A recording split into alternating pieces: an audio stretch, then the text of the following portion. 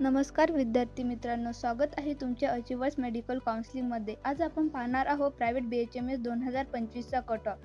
जर तुमचे मार्क्स 140 ते 210 असतील तर हा व्हिडिओ शेवटपर्यंत नक्की पहा, कारण प्रत्येक कॅटेगरीचा कट ऑफ आणि त्यांचं ॲनालिसिस मी तुम्हाला सांगणार आहे। अनेक विद्यार्थ्यांना वाटतं की 200 पेक्षा कमी मार्क्समध्ये BHMS मिळत नाही, पण या वर्षाची परिस्थिती थोडी वेगळी दिसते। चला तर पाहूया।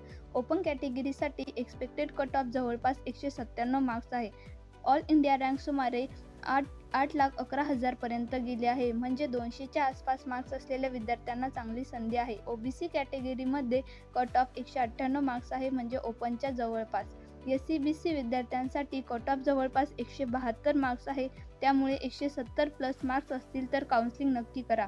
VJA या कॅटेगरीमध्ये अंदाजे 200 मार्क्सपर्यंत कट ऑफ गेला आहे। NTB या कॅटेगरीसाठी 188 मार्क्स आहे। NTC मध्ये जवळपास 210 मार्क आहे। NTD कॅटेगरीमध्ये 201 पर्यंत कट ऑफ अपेक्षित आहे।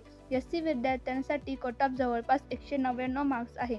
ST कॅटेगरीमध्ये सर्वात कमी म्हणजे जवळपास 140 मार्क्सपर्यंत ॲडमिशन मिळाल्याचे दिसत आहे।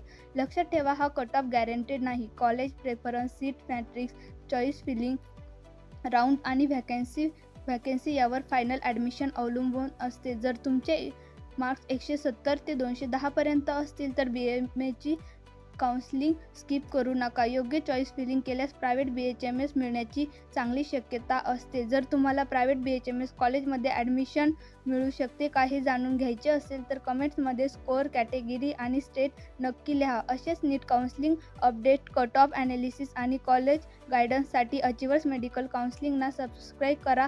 हा व्हिडिओ तुमच्या मित्रांपर्यंत नक्की पोहोचवा।